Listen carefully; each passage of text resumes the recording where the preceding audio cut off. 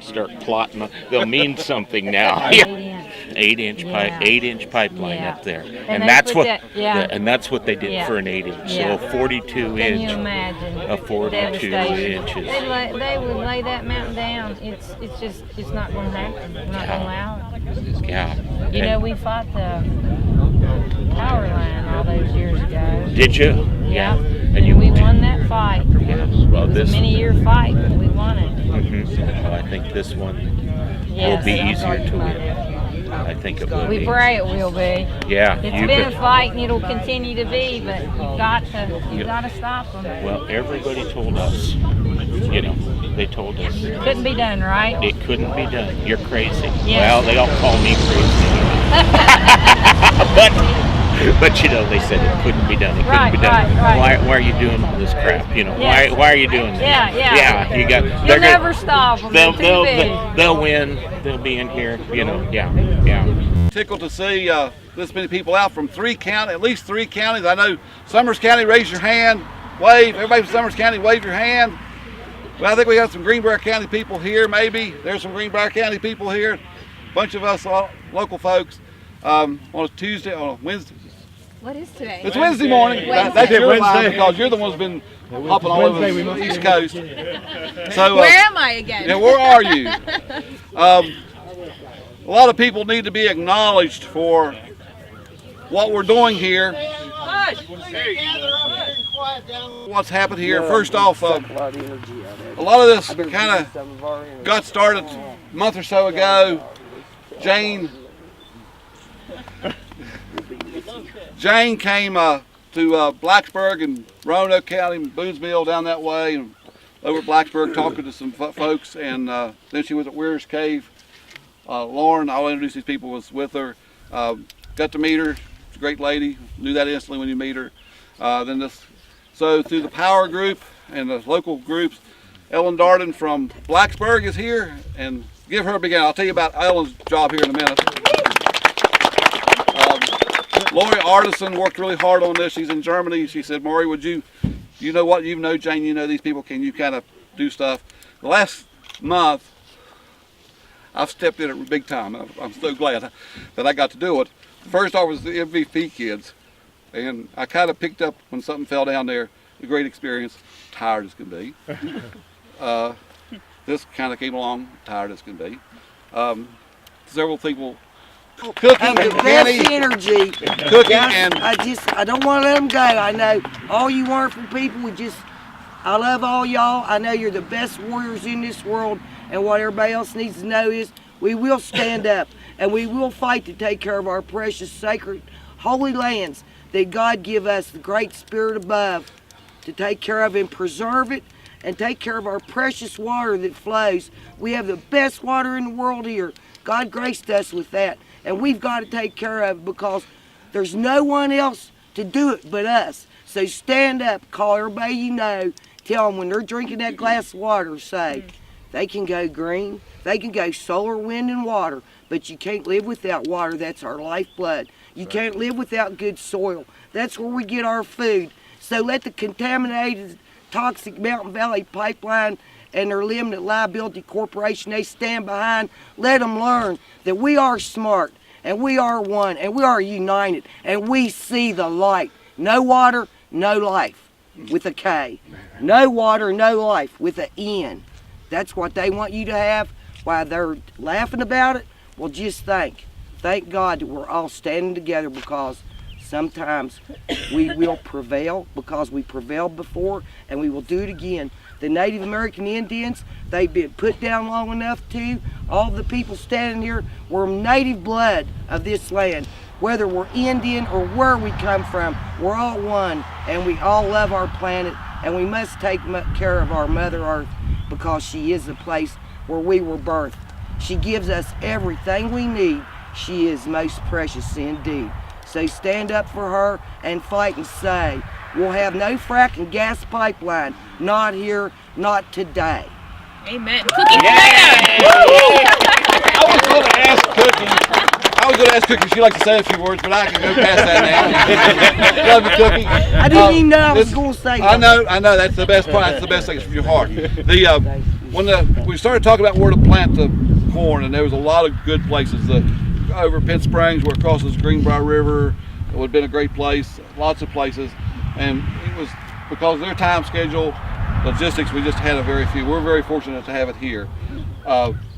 There was really only two places in this county that we really could do this and have be visible. Right on 219, here or at Linside, and we couldn't figure out the Linside logistics. Cookie said, bring it up here. Cookie donated the property to do this on. Kenny, I don't know where Kenny's at. Oh, hi Kenny. Kenny's been out here working. I've gotten some help. This young lady here got to hoe corn for her first time. This is Brina. She got her first blister. Give her a big hand. Yes, we decided we're going to do something different in Monroe County. Cookie, her sister, Amy, is the Board of Conservancy in one of the groups. Would you like to say a word, Amy? Yeah, we're all about protecting the county, protecting the water, protecting just our way of life. And when we fought the power line years ago, we were all about that then. We were about protecting the water, protecting our way of life. Our culture is our main thing. One of the things, but our water, we can't live without our water. And Monroe County is a place that there's none other. I mean, I wouldn't live anywhere else. We were raised here. My mother and father, they instilled in us about the land, and we just want to protect it. And we want to keep it for the future generations, and you know, that's it. We want to fight for what we have, and that's what we'll do. And as we're speaking, Hill, Scott is our local ROTC instructor. Oh, look at Great you. group we have here, and pipeline fighter, so the cavalry has arrived. Amy needs to say what She will be. as a Democrat. Yeah. County and helped even set up the historic Salt Sulphur Resort District. Well, I was sanitarian for 17 years in Monroe County, 31 years in summer, so I pretty much know the water. Many of the people I see here, I sampled your all's water many years ago, and I have a really good knowledge of both the surface water and the underground water. I'm a retired geography professor, so I have an academic aspect in it too. But my thing is, we don't go to court, folks. We ain't got a chance. Look at big power, big money. Look at all over the country. I'm the one, through Gene Dawson out of New York, that's been firing out all this data. Delaware is now suing FERC. That is the Delaware Watershed Conservancy or Association, I forget. They are suing FERC in federal court for their very existence because they take money from energy people who they regulate, and they don't have to show you the chemicals. And if you don't believe how bad this is, there's a program been on TV, and they're running it regularly, and it's about fracking. And that's what this is all coming to. This pass through with this pipeline's one thing. Big thing's going to be fracking. They got to get the gas out. And how else can they get it out? Not on our road system, they're not going to get it out. They're going to get it out through pipelines. This is what's happened other places. Why are we different? Not one entity has stopped the pipeline or any pipeline without going to court or unless it was presidential decree. And i.e. New York, Pennsylvania. And what they did in Pennsylvania was really curious. As they went from county to county, you had the water people. They filed stuff in for an injunction in court. They got a stay. They delayed. The trout people delayed. The deer hunters delayed, and they just kept pounding and pounding and pounding. After 10 years, they got tired and moved south. Of course, they moved to northern West Virginia, but they're putting it in up there, as we all know. And just things right on top of us. They start construction. They're projected for December the 1st. It's already on the drawing boards. They're getting all the permits right now, one by one. And they're complying with all the permit process. And what we're doing today is just old hat to them. They probably already expected this. And I wonder when they're going to do this and plant the corn. Because this is nothing new. And they've got lawyers that are, this Engel Angle something, I forget his last name, last part of it. He's one of the world's best at this. He's out of Pittsburgh. So my thing is, let's go to court, folks, and there's two ways to do this. I'm a member of the Delaware Watershed group, and you can just register online and be there, but you can make a group, and why not just piggyback with them? Now what I would prefer to do is copy theirs and just file it in federal court, in our district federal court, and ask for a stay and try to stop it dead in its tracks. This is what's happened in Delaware. And look this up, folks, because many of you all, and any of y'all I miss when I send this stuff out, I'm a low-tech hillbilly, all right, in the real world. I mean, the computers, I can operate it. I can't fix up a blog or something and make everyone inclusive. But I'm sure I've sent these out to other people. You all sent them out to probably everyone here seeing this data. So my thought is, don't reinvent the wheel. Let's file in local court, let's file in state court, and file in federal court. What have you got to lose? And if that judge turns it down, go to another one. Find a sympathetic judge. That's just a thought. I'm not trying to tell anybody what to do. I'm just giving you my individual perspective. And oh yes, I've done this before, by the way. I'm the guy the nut who asked Russia for foreign aid, along with the United Nations and Japan and Great Britain and France. And I just asked what is the process, because I had the FBI down looking at me and everything. This is when they broke the little health department in Summers County. So, and I've also made them do an archaeological study on I-64 going through Summers County, which is the only one that they did an archaeological study, and they found a whole distinct culture as a result of it. Just went to court and said, hey folks, you've got to do this, it's required by law. And it was called the Buck Garden culture. It's about 3,000 years old, but they had never found that culture before. So these things are important. That was purely academic. And I was just trying to do that then, but this is something else. This is fracking, this is going to ruin the environment, and they can't tell me that they're not going to affect the water supplies, both surface and subsurface, because they have everywhere else. So I'm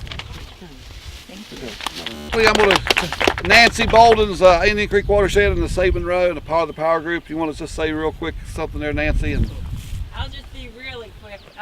Whether you've been here for 7 generations, 100 years, 50 years, 50 months, or 50 weeks, you set down your roots here and you appreciate something about Monroe County that is different than anywhere else in the world, but we are all connected, and I think we're really appreciative to Bolden, Nebraska for coming down here, because we're connected by our water within Monroe County. We're connected by our water across the country and across the world, and we do need to protect it. So thank you for coming. Thank you.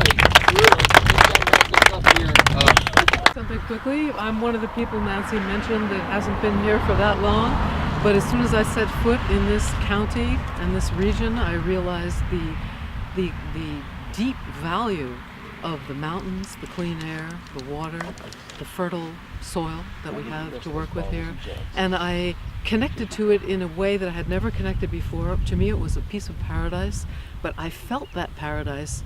It gives me tingles just to talk about it. And I had the belief, this was before fracking, before the pipeline, that we could recreate paradise on Earth starting from here and intending it out over the entire planet. And that's part of why I'm working to raise awareness about the choices we have in choosing the world that we want to live in now and leave to future generations. So that's the... Right. Now we're just about, we kept 3 of them. Betty Farmer got our Nebraska visitors. I think they enjoy it. I kept this lady for last because this picture is of Hanging Rock. Paula, if you don't mind, I would like to give this to Jane. Thank you. And Here today, it's always good to see fellow pipeline fighters. We are pipeline fighters, we're water keepers, we're people of the land who are standing up to big corporations, and that is their worst nightmare. The only thing that is going to stop these pipelines is the people standing shoulder to shoulder despite differences of politics and everything else that they may try to use to divide us. You know, we deeply believe in all these pipeline fights across the country that there's 3 ways that we can beat them. The first is to end eminent domain for private gain. There is absolutely no reason in America that a private corporation can come in and tell an American citizen that they're going to take land against their will. So we got to stop that at the state level and the federal level. Only God has eminent domain. I love you. You're one of my wonderful heroes. Yeah, I love you. I'm going to take you and put you in my pocket. We're going to take you back to Nebraska.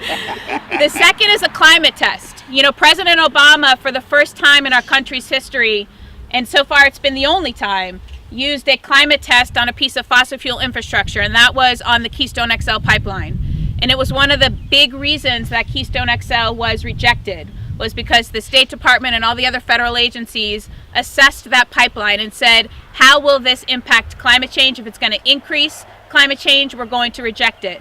And so we've told the president that if a climate test is good for Nebraska, a climate test is good for Virginia, a climate test is good for West Virginia, a climate test is good for Pennsylvania, there is no reason why Nebraska's land is any special. And so we didn't start as an environmental organization, but we've really started to link arms with environmental groups. And there's a website up called climatetest.org that lays out this policy position to really start making folks understand that this is one other way that we can stop these pipelines. And the third way is local permits. You know, in New York, the Constitution pipeline was rejected because of an obscure local permit around water. And we can use these local permits as a way to stop these pipelines. I'm happy Amy's running for county boards because counties can put very clear restrictions in place that can help kind of clog up the wheels. And so we need more people, more pipeline fighters standing up to run for these office. And all of these things, you know, stopping eminent domain, climate test, and local permits has to be done with an unlikely alliance. If it's just the environmentalists, if it's just the landowners, if it's just the young people, if it's just the faith leaders, they will divide and conquer. That's the best thing for oil and big gas. But if we all come together, the cowboys and Indians, the farmers, the ranchers, the landowners, the mountain people, if we continue to stand shoulder to shoulder, that's when we win. And so I'm going to introduce Art, who's going to talk a little. Oh, first I'm going to introduce Lauren. You know, Lauren is actually like the perfect example of a tree hugger who I love. And, you know, he brings the brains and the expertise and the research background. So when we're doing the work that we do with our hearts, which is what a lot of us bring to the table, Lauren helps us back up our hearts with facts. So we have our hearts and our minds when we go into these State Department hearings and county board hearings. So without Lauren, we wouldn't have had white papers and all the other things we needed to help stop the pipeline at the local level. So Lauren. Thank you, Jane. Thank you, Lauren. Thank you. Thank you. Yeah, so I'm Lauren Stockman. I'm with an organisation called Oil Change International. It's a research and advocacy group based in DC. We've been going about 10 years. We're the only organisation, the only environmental organisation in the United States that just focuses on the oil and gas industry. I'm also a resident of Stanton, Virginia. I married a woman from Bath County. She's got some of her relatives are here in Monroe County. Yay. And, you know, a couple of years ago, found out they're going to put the Atlantic Coast Pipeline right in our backyard through Augusta County and Nelson County, right through our backyard. So, you know, I've been working on fossil fuel projects, fighting the oil and gas industry for 20 years out of London, working on projects in Tibet, in China, in Turkey, in Azerbaijan, and here in Canada and the United States. And we've had our victories, we've had our losses, but we've never had a victory as substantial and as complete as the Keystone XL pipeline. And we worked on that for, you know, 5, 6, 7 years. And we were working, you know, big environmental groups based in DC, NRDC, Sierra Club, etc. We were working with the groups up in Canada where the tar sands comes from, some of the dirtiest oil in the world. But when we joined up with what Jane was doing with Bold, Nebraska, this thing that she talks about of unlikely alliances, bringing together the cowboys and Indians, the farmers, the ranchers, appealing working with the landowners in the rural areas, but taking that message into the cities.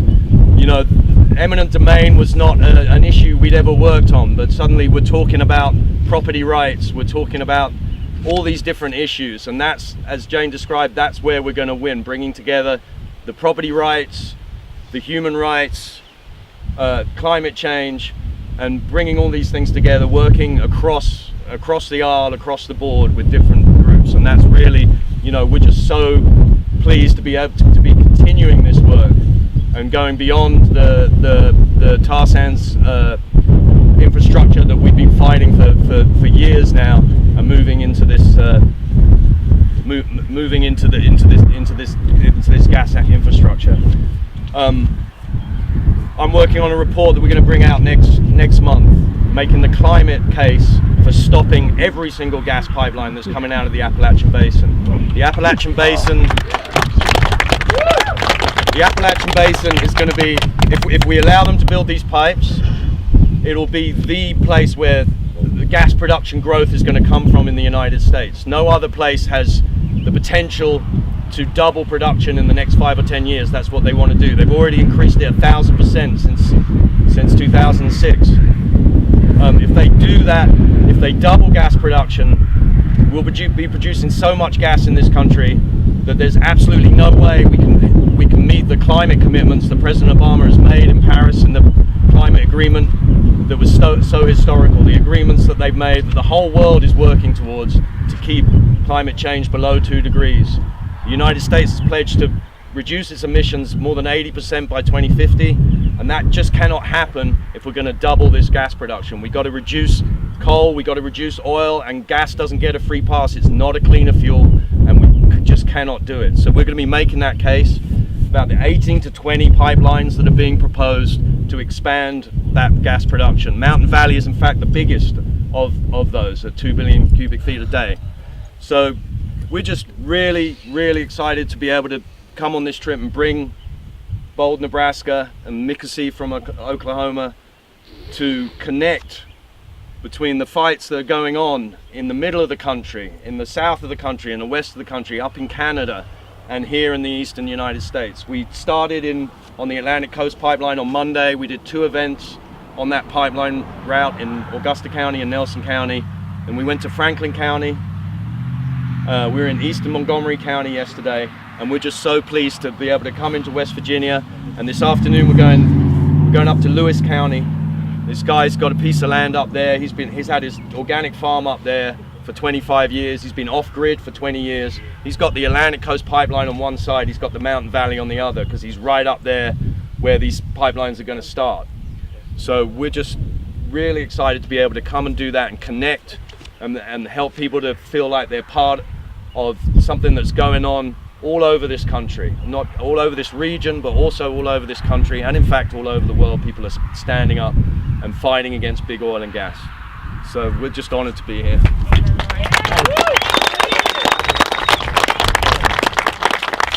And on the eastern part of the sandhills, and so our soil up in that part of our state is just pure sand, and right under it is the Ogallala Aquifer, which provides water for 6 surrounding states that we protected when we stopped the Keystone Pipeline. And Art is a hero, a friend, is one of those people that has given up his entire life over the last 7 years to fight this pipeline, and then who's now living the talk. He has put a huge solar array on his land, so all of his power on his farm is now coming from solar, and actually now has an electric car that he charges from his solar panel. So, Art. Awesome. Thank all of you for having us to Virginia, and I so enjoyed the meeting. The meeting that West Virginia, you're West Virginia. West Virginia, okay. I'm sorry. He's been on the road for a couple of days. Give me a break. West Virginia. Take me home to West Virginia, right? Okay. But it was so wonderful last night as we met with some of you in town and talked about some of this stuff. As Jane said, I live in northeast Nebraska near a town called Neely. And now we're on the X Keystone XL pipeline route. And And it's been wonderful since the president rejected that. My wife and I, we now actually smile once in a while. You know, we can laugh and we can sleep at night. But there's part of us that said the job's not done. And part of that job is right here in West Virginia and throughout the East here with this liquid natural gas, you know? And so anyhow, you know, we've come to maybe give you at least some moral support to know you're not in this alone. We're all connected. We're all part of those unlikely alliances that Jane talked about. We're all part of a bigger thing that is more important than probably anything that any of us have ever done in our lives. You know, so it is most important. I need to talk about the seed because I know Jane needs to get going after a bit here. And it was in November of 2013. And I hear you guys get some snow here once in a while. Well, we get a lot of snow in Nebraska. And early November of 2013, we had one of those 6-inch snowstorms.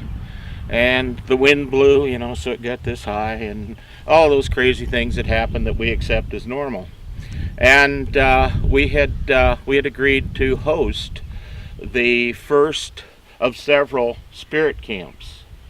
Our farm also is on the Ponca Trail of Tears, where my relative Mikasi here, his grandfather walked on my farm as they drove them from a few miles north of me, from their homeland to Oklahoma, in such a human tragedy that, you know, that existed and re-existed and re-existed. And so, you know, we're honored to have that property, and we're honored to be on that trail and show some respect back to our native relatives. And so we hosted this camp. We had several tribes there. We also had farmers, ranchers, etc. there. And like I said, it was cold. So some of the people came for all 4 days. Some people came for a day or half a day, and they got cold and said, "Brr, I got to get home." And others stayed and stayed and stayed. And we had a big fire outside, and it got so cold that we couldn't all necessarily keep warm around that. So we had a little fire in a teepee, and we'd go in that teepee, and we'd stuff as many people as we could get in that teepee, and we'd sit around and talk, and we'd say, what can we do to stop this pipeline? Of course, during the spirit camp and at times, at all times throughout this battle, it's a spiritual thing. We prayed, and prayed. Our faith, you know, kept us in there and kept us going. And we did a lot of praying at that spirit camp.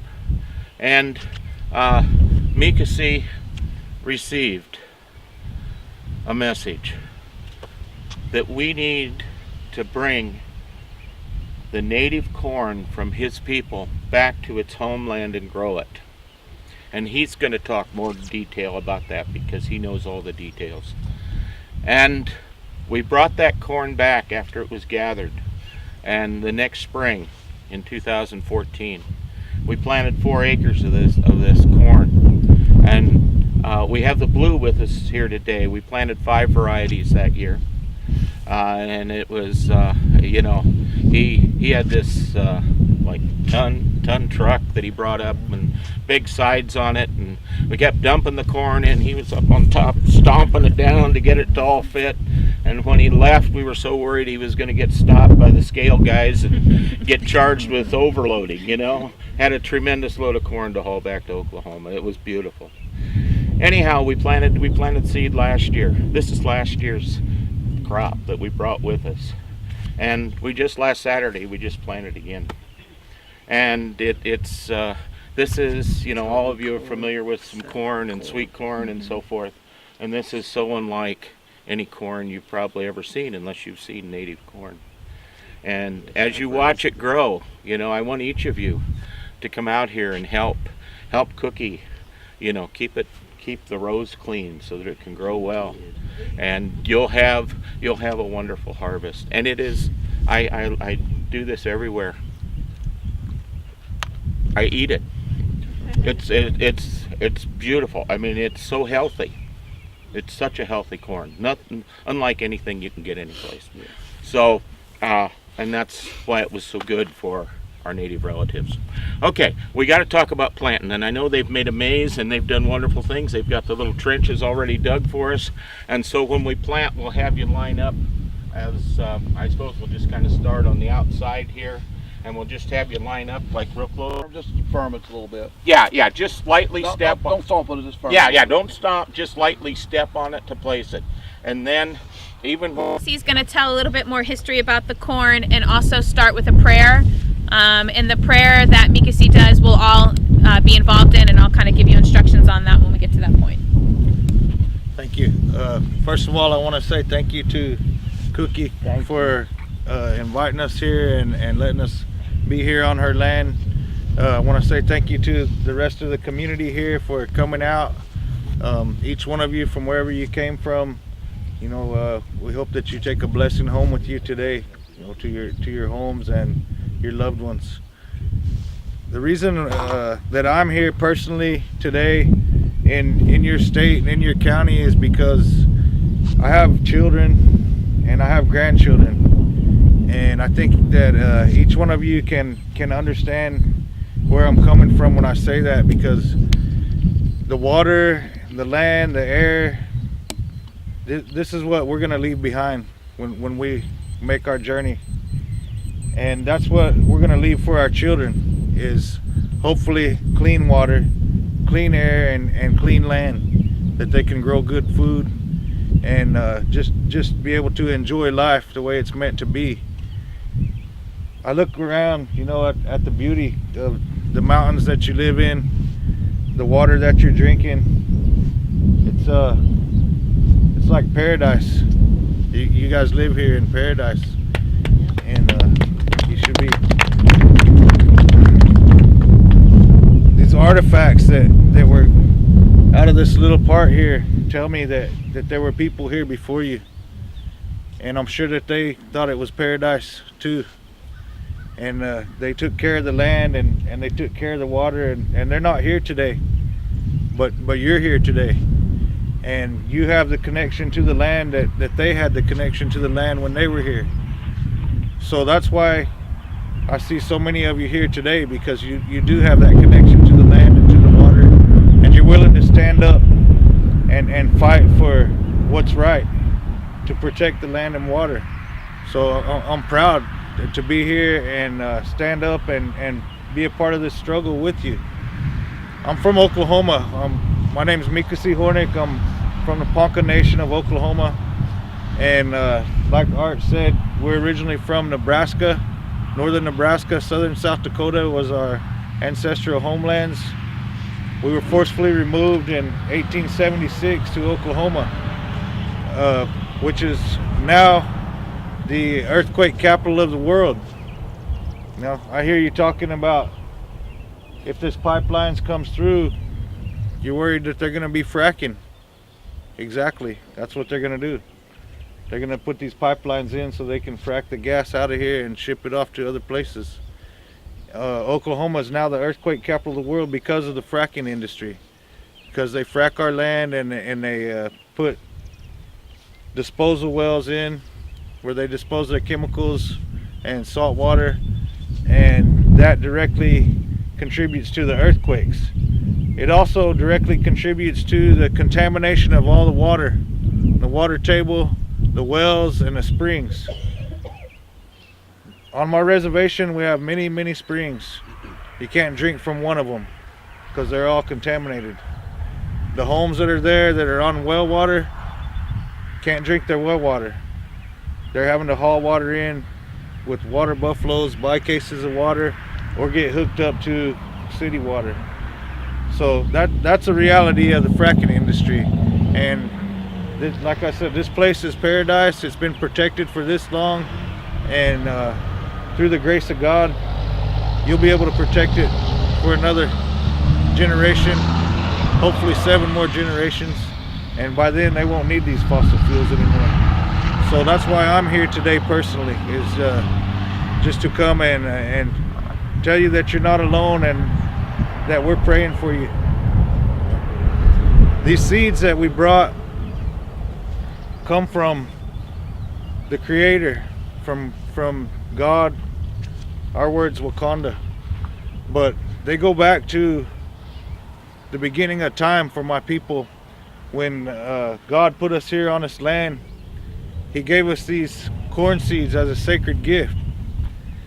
At the time when we were forcefully removed from Nebraska, we had already planted our corn crops that year. So when we were taken to Oklahoma, we left without any corn. We left without any seeds. So for 137 years in Oklahoma, we didn't grow our sacred crop.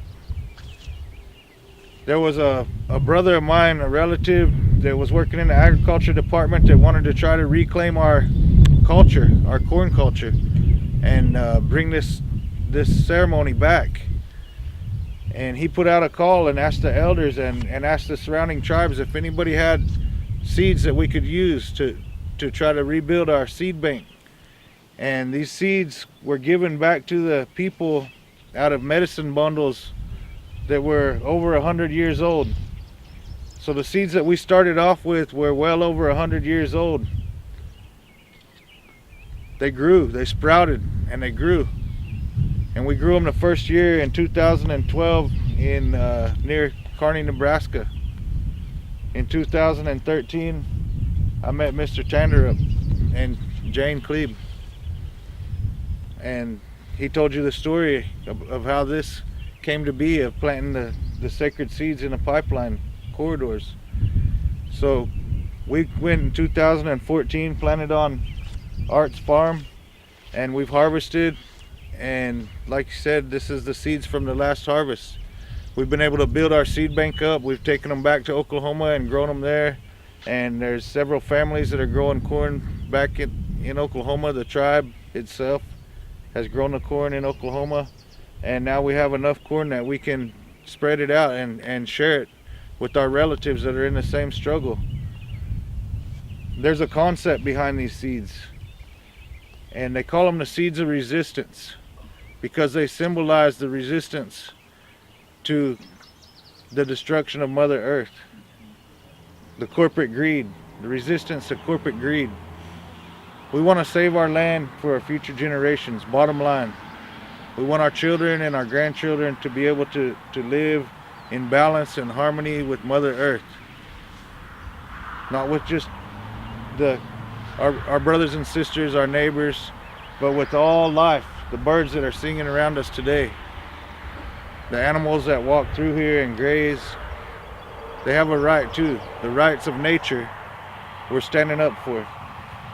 When you stand up for the water and you stand up for the land, you're standing up for all living things. And that's what these seeds represent. The other life, the silent nation that can't speak for itself. So the Creator gave us a voice to use, and that's what you're doing. You know, so I'm proud to be here with each one of you. And we're going to offer a prayer here today. And I'm going to offer tobacco to the land and to the spirits that belong to this land, the spirits that still walk this land and live in these mountains. I'm going to call on them to come and to help us and to be with us today and to guide you in your efforts and guide us. Give us strength and just give us power to fight the system and the powers that be. So at this time, I'm going to go ahead and do that. And Jane's going to explain to you how you can help me and be a part of that. So thank you. Thank you. So if we can all gather kind of together here, when Mikasi will be praying to the four directions, so north, south, east, and west. And when he blows his whistle, that's when we turn. And so you can follow his lead, but he'll blow his whistle twice, and then we turn, and we'll turn all together, and we'll turn all four directions as he says his prayer.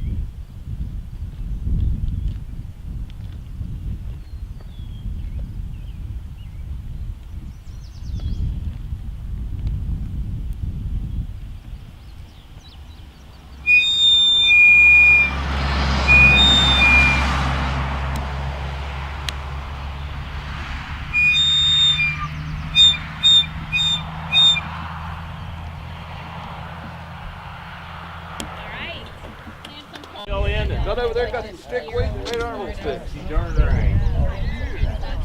Okay, next this direction. Yeah, we'll just fall in line. We'll go on the outside here, shoulder to shoulder as far as we can get.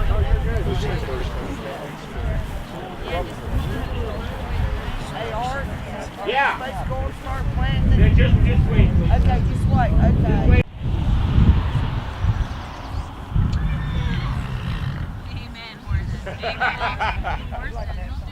Okay.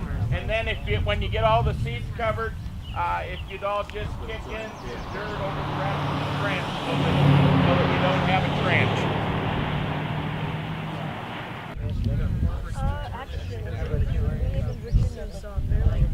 Okay. Everybody done? We'll just kind of move that, cover that trench. Make sure we got the trench covered. Okay, now what we want you to do, we've got these two sides, and part of it, if the last person that planted seed here would stand right here, and then this side, if you want to come down to here, and this side we need to fill in this section, and then we can probably fill in this row right here. Or actually, everybody move around this way. Yeah, you can just come up and do this row. I got a place to see.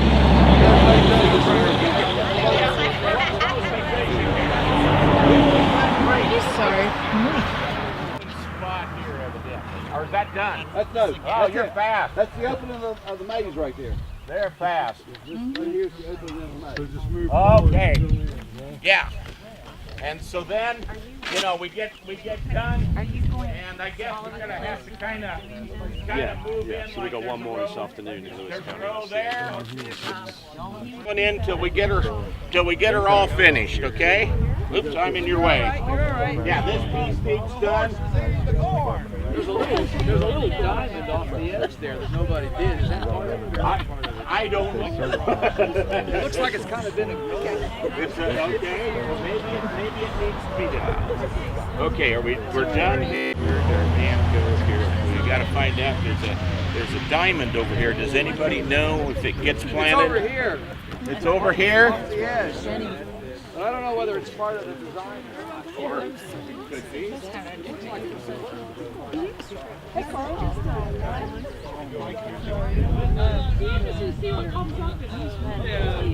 When it starts growing. Hey, everybody, they'd like to get a picture of everybody in a circle. All right. If it would be possible. If y'all Community, and so I'm going to let y'all have a bottle of this water so you can help do this. When the Virginia Environmental Coalition students came to Monroe County, Summers County, and Greenbrier, we're missing somebody. I got inspired that morning before they left, and I come with a little proclamation.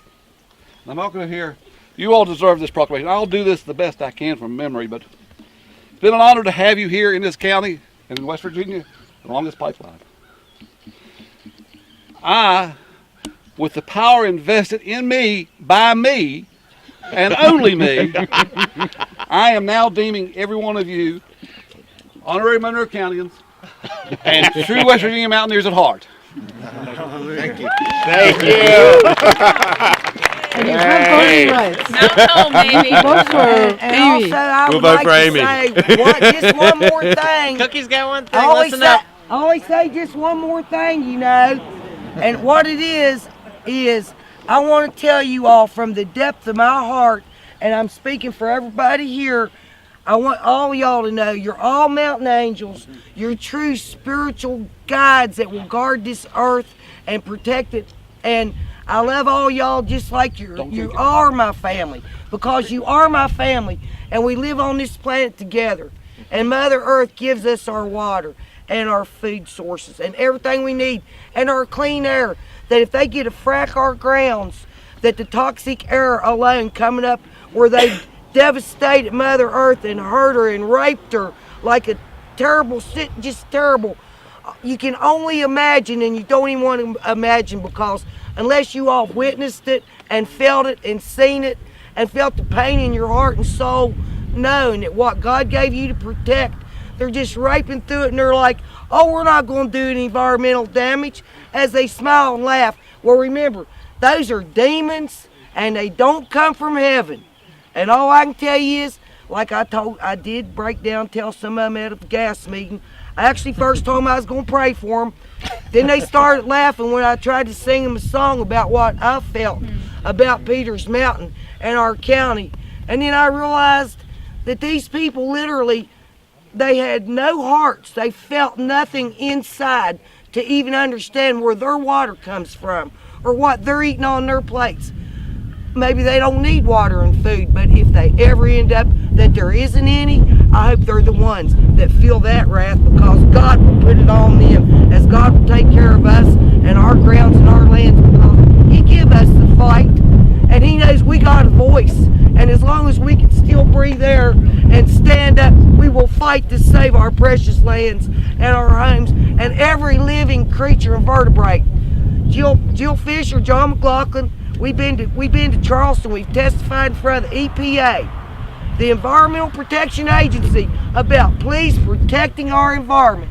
Just give us back our Clean Air and Water Act that's been ripped away years ago by the Bush administration. All I can say is call your congressman, tell them to take their blinders off, that they actually have been noted in paperwork as saying they had to wear their blinders. Well, you know, it's time to remove the blinders and let people see the light, that we must take care of it. It's there for us to take care of, and thank God for all you mountain angels. And I just love you, and God bless you, and may the Great Spirit be with you at all times. And thank you all for coming. Yeah, if you brought water, come grab your water right quick. If you brought water, come get your water. I gotta tell y'all, we gotta definitely get back together. Don't drink this water. We'll come back for harvest. We'll come back. I've been around. I live like right down here.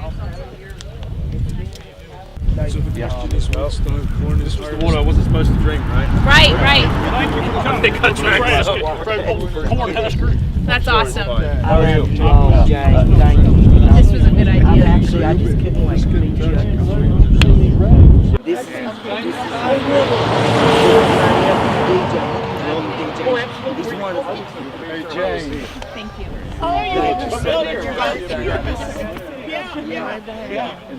You that want to take a few seeds home to plant in your garden, you know, there's some seed left over here.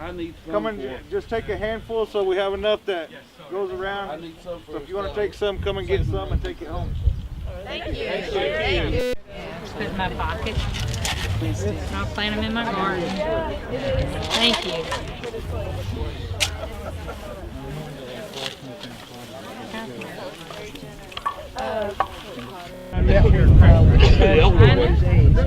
He's very interested. I left him a lot of paperwork. Probably about an hour and a half. Okay, great. I mean, you just keep chipping away.